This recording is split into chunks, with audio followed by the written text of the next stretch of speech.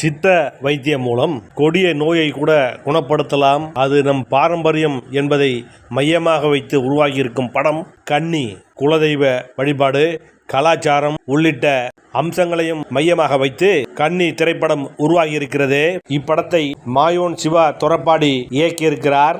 M Selvaraj தயாரித்திருக்கிறார். Ashwini Chandrasekhar, தாரா, மணிமாறன், ராம் பரத் உள்ளிட்ட பலர் நடித்திருக்கின்றனர். இப்படம் மே 17 திரைக்கு விடுவதை அடுத்து பத்திரிகை மீடியாக்களுக்கு சிறப்பு காட்சி திரையிடப்பட்டு அவர்கள் மத்தியில் பெரும் வரவேற்பை பெற்றது. முன்னதாக இப்பட புரமோஷன் விழாவில் கலந்து கொண்ட திரைப்பட விநியோகஸ்தர் சங்க தலைவரும் தயாரிப்பாளருமான கே ராஜன் பேசும்போது சித்த வைத்தியத்தின் முக்கியத்துவத்தை பற்றியும் கன்னி படத்தின் சிறப்புகளை பற்றியும் பேசியதோடு திரைப்பட நடிகர்கள் தனுஷ், ஜிவி பிரகாஷ் போன்றவர்கள் வாழ்வை தொலைக்கும் விதமாக மனைவிமார்களை விவாகரத்து செய்வதை விமர்சித்து பேசினார். அவர் பேசியதை இப்போது காணலாம். கன்னி அற்புதமான தமிழ் டைட்டில். கன்னி என்பது பரிசுத்தம், தூய்மையான, எந்த கரையும் படையாத ஒரு பெண். தமிழுக்கு அது ஒரு அற்புதமான பேர். கன்னி பெண், கன்னி கழியாதவள் என்று நம்முடைய சான்றோர்கள் அழைப்பார்கள். அப்படி ஒரு அற்புதமான டைட்டிலை வைத்திருக்கிற தம்பி சிவா, மாயோன் சிவா, கூடவே ஊர் பேரை வச்சு தொரப்பாடி. மாயோனையும் மறக்கல, தொரப்பாடியும் மறக்கல. நம்ம சிவா திறமை நிறைந்து இருக்கிறது,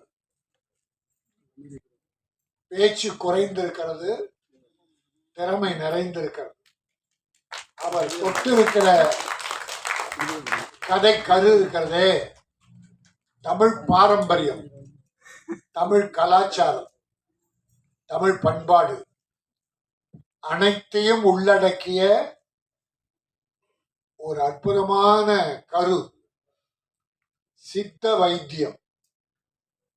நம்முடைய பேரரசு கூட பேர் உரையாற்றினார். பல பேர் பேருக்கு அரசா இருப்பாங்க, பேருக்கு ஆசிரியர், பேராசிரியர்.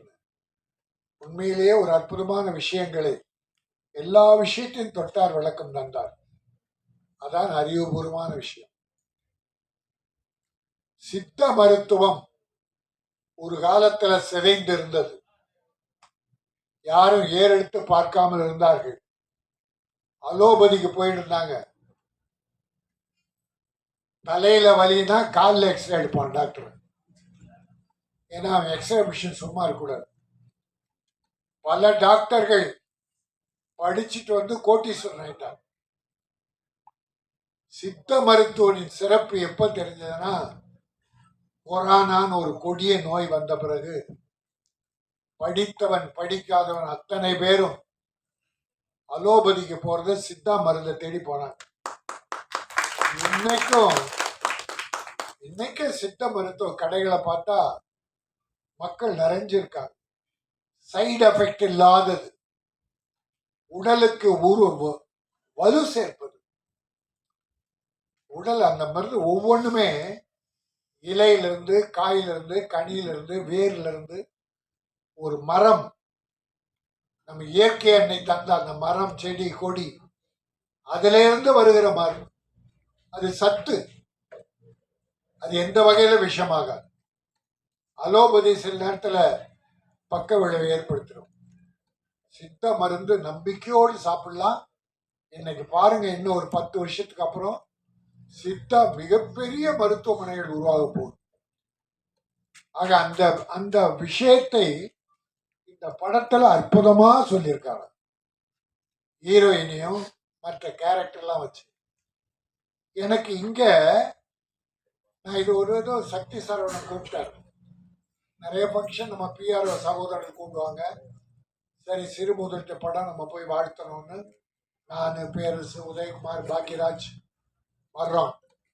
இந்த படத்தையும் ரொம்ப சாதாரணமா நினைச்சுதான் வந்தேன். ஆனா இந்த மேடை ஒரு அற்புதமான மேடையாக அமைந்து விட்டது. பேசுற ஒவ்வொருத்தரும் ஆத்மார்த்தமா ஆள் மனதிலிருந்து வாழ்த்துறாங்க. நம்ம வில்லனா நடித்த தொப்பி போட்ட தம்பி இருக்காரு, அவர் தன்னுடைய அனுபவங்களை எல்லாம் மிக ஆழமாக எடுத்து சொன்னார். தயாரிப்பாளர் மீது உள்ள அக்கறையை சொன்னார். சில கதை திருடுகிற வேதனையை சொன்னார். அந்த 2 பொண்ணுக்கு அப்பா நடிக்கிறார் மணிமார், ஆத்மார்த்தமா பேசினார். தாரா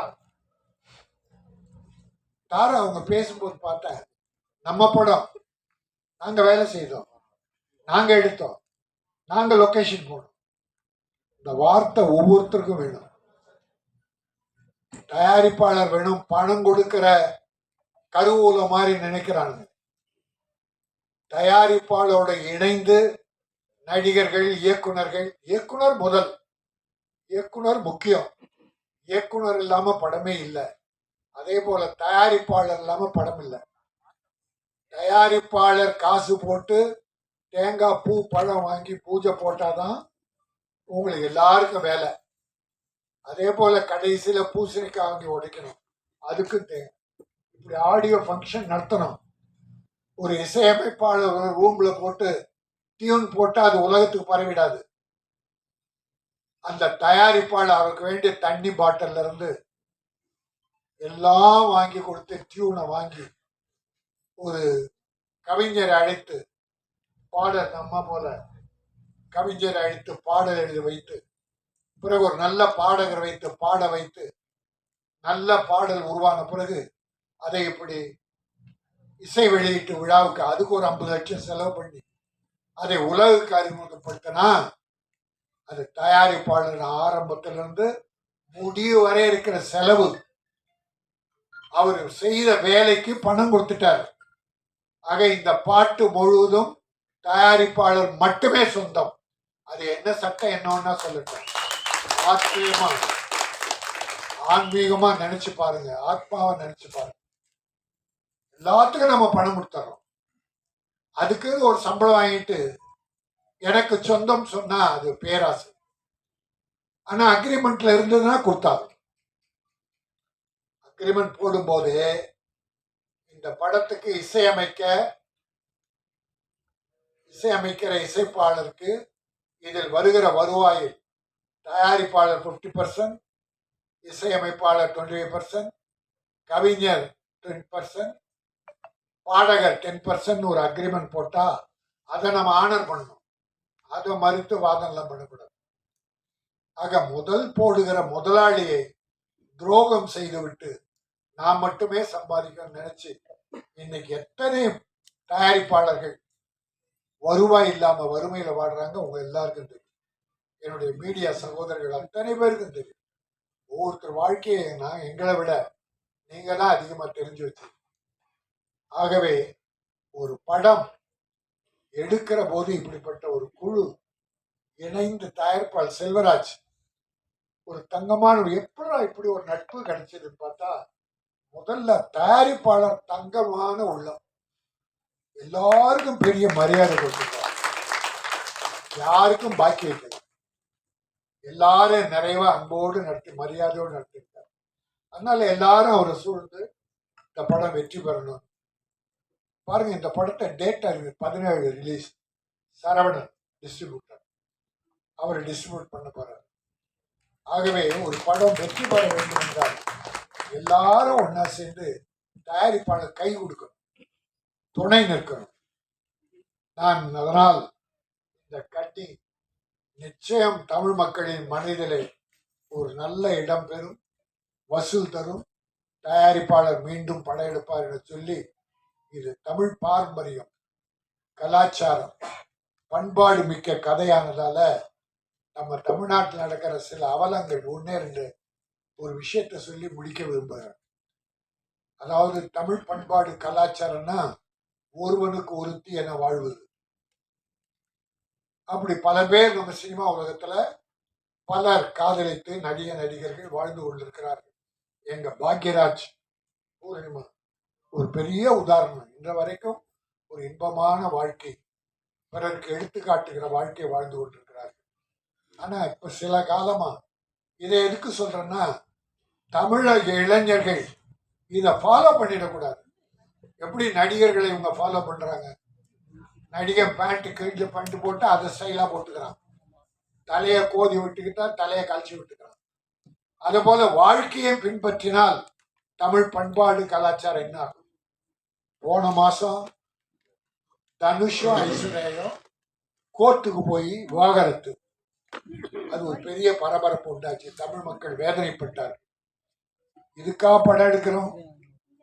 இப்படி ஒரு பண்பாடு மணமக்கள் 2 குழந்தையை விட்டுட்டு நாங்க பிரிஞ்சு போறோம்னா அந்த குழந்தைகள் கதி என்ன? அந்த குடும்பத்து மாபெரும் தலைவன், உலகம் அறிந்த தலைவன், அவருடைய மனசு எப்படி வேதனைப்படும்? பெத்த அப்பா அம்மா வேதனைப்படும். பிறந்த குழந்தைகள் 2 சிங்க குட்டிகள் எவ்வளவு வேதனைப்படம் கூட பார்க்காம கோர்ட்டுக்கு போயிட்டாங்க. நம்ம தமிழ் மக்கள் வேதனைப்பட்டாங்க. என் வேதனை, அவங்க ரசிகர்கள் இதை ஃபாலோ பண்ணிடக்கூடாது, அந்த வேதனை. இப்போ புதுசா பார்த்தா ஜிவி குமார், ஜிவி பிரகாஷ் அந்த சைந்தவி நல்ல பொண்ணு. ஏன்னா முதல் பாட்டு என்னுடைய உணர்ச்சிகள் படத்துல பாடிச்சு. நல்ல பிள்ளை, ஒழுக்கமான அருமையான பிள்ளை. அதுதான் லவ் பண்ணி மேரேஜ். லவ் பண்ணும்போது மனதை முழுமையா புரிந்துகிட்டு தான் லவ் பண்றீங்க. கல்யாணம் ஆன பிறகு ஏன் கசப்படுச்சு? இருக்கிறத விட்டு கொடுத்து வாழ்ந்தவன் கெட்டு போவதில்லை. ஆகவே இந்த மாதிரி கோர்ட்டுக்கு போறான். இப்ப சாஃப்ட்வேர் கம்பெனில நிறைய 15 நாள்ல லவ், 1 மாசம் வாழ்க்கை, 3வது மாசம் டைவர்ஸ் நிறைய நடக்குது. கோர்ட்டு ஃபுல்லா இருக்கு. அந்த பண்பாடு சினிமாக்காரெல்லாம் வழங்கக்கூடாதுன்ற வேதனையில தான் இதை நான் சொன்னேன். கைகோப்பி வணங்குறேன். கணவன் மனைவியாக தொடர்ந்து வாழுங்கள், இன்ப வாழ்க்கை வாழுங்கள், நல்ல குழந்தைகளை பெற்றெடுத்து இந்த நாட்டுக்கு தந்து செழிப்போடு வாழுங்கள் என சொல்லி, இந்த கன்னி தமிழ் பண்பாடு கலாச்சாரம் சித்தா எல்லாமே தமிழ் சம்பந்தப்பட்ட, தமிழ் உணர்வுகள், தமிழர்களின் உள்ளம் சம்பந்தப்பட்ட படம் நிச்சயம் ஒவ்வொரு தமிழனின் உள்ளத்திலும் நிலைக்கும்.